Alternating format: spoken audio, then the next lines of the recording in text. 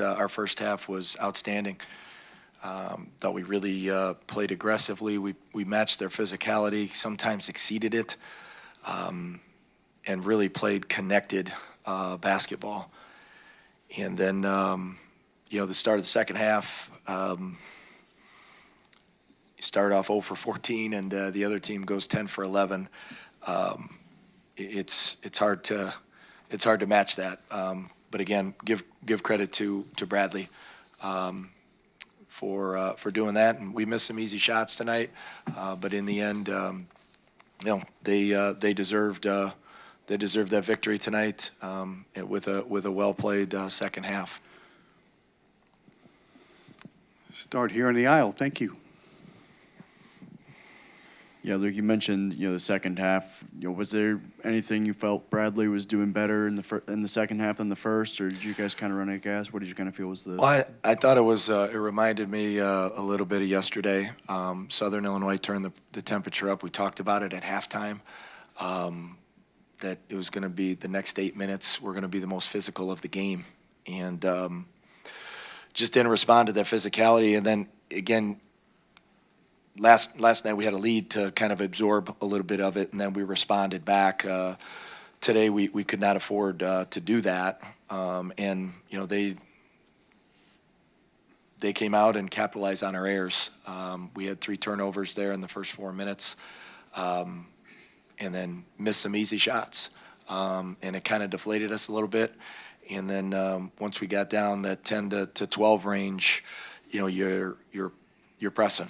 And we pressed a little bit, and I think that led to some more kind of mistakes. We were playing not to make mistakes, and just we lost that freedom and that competitive juices that we had the first half that we allowed us to play really well.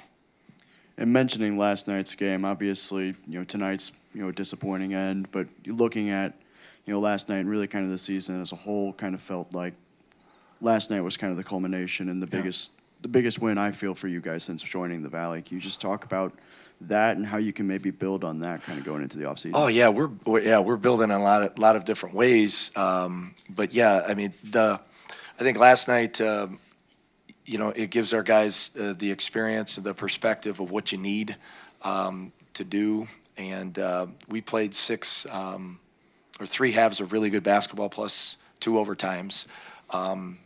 And played about 17 minutes the second half. That was not good enough at all tonight. But I think the building block is that there's a group in there that understands the things that are needed. We've talked about them all year long. We've been very kind of open and in talking about what other teams have and what we need to do to improve and take that next step. And really, the last month was about last night. We talked about being close against Drake, being close against Southern at home, beating Northern Iowa at home, and beating Illinois State on the road. And you felt that there was some juice because we had good character kids that were continuing to fight, prepare, and do what they needed to do to put themselves in position to win and play their best. And then as you said, last night was kind of like that vision of March was what we wanted to have, and our guys really wanted that. And you could tell the first half we wanted this one. We believed. And that's probably 90% of this, of that, okay, we're here. Now we got to do a better job taking belief into action and making improvements to match, the Bradleys, Indiana States and the Drakes, those top 3 teams, and what we need to do to, again, continue to grow. But I'm proud of our group, and last night was, again, it's a big step and just an overall foundation for what we want to do, because we're there and why you have to work from spring to October for this weekend. When you, especially again, mid-major basketball, you got to play your best basketball here for 3 days, and that's where you hope you want to be playing on Friday, Saturday, Sunday, and continue to work to get off of the Thursday night for us next year. Go ahead. Coach, you had 9 steals that first half. Yes. How are you guys able to be so active on the defensive end? It seemed like it caused a lot of problems for Bradley. Yeah, that was, it may have been as good a half of, as we've played all year defensively. To 9 steals against Bradley is really hard to do, but our positioning, we were focused, our preparation, our ball screen defense, transition defense was really good, and our offense helped us out. We ran pretty good offense. We didn't shoot the ball great, but we didn't throw the ball away. Second half, we missed some easy shots, threw the ball away, and it just seemed that everything that Bradley did was they were playing downhill, whereas we had them at bay in the first half, and were able to match their physicality in the half court, and then that got away from us. But that first half was really, really good. I felt coming out of the locker room that those first 8 minutes, again, 8 minutes is a long time, but you gotta survive those first two punches. And we talked about Southern and learning from that game. And again, the first 2 minutes were just completely opposite of what we did for 20 minutes in the first half. And then that just kind of spiraled. We're in the back. Go. Coach, your team seemed to really put it all together the latter half of the conference schedule.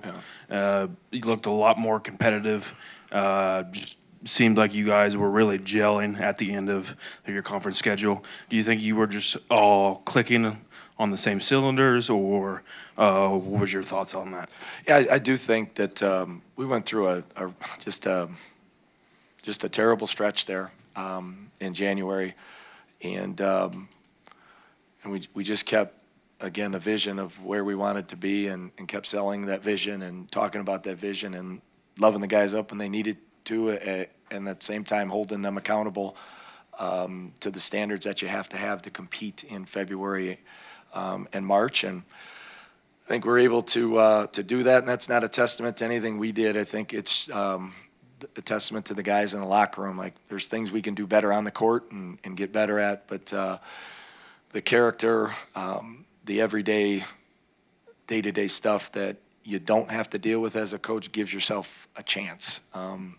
And not dealing with anything academically and off the court, and guys are coming in and getting their extra work, and kind of just keep going about our 1% mindset. And I think that will resonate further. And we've got to, again, do a lot of things in the off season to continue to improve, and you have to get away from those bad stretches in the conference season, and that's something that we're going to learn a lot from and take into next season. Thanks for asking. Luke, thank you. Oh, you got one? Okay, final question right here. Thank you. Yeah, Luke, how difficult is it to prepare for a team with Bradley's length and athleticism up front, the way that they smother the ball, and they're blocking shots at the rim, they're blocking shots at the three-point line? And did that perhaps have some effect on missing some of those easy shots? I mean, does that get in your head at all? Well, I think we've addressed it, so it's obvious that they are as sound a defensive team as we have in the league. They defend the ball at all 5 positions, and when they do have a perceived mismatch, they do an unbelievable job of helping and recovering. And then their length, it does affect you at the rim. And we watched a lot of tape. I couldn't be on the floor a lot, but we watched a lot of tape, and the stuff that we needed to do, I think that you get lost in the game, but you have to land on 2, and you have to play slow in the paint after you stop your dribble against Bradley. And it's hard to go from full speed downhill, and you've got 6'7", 6'8", 6'9" around you, and then being able to slow down, pivot, shot fake, and spray it.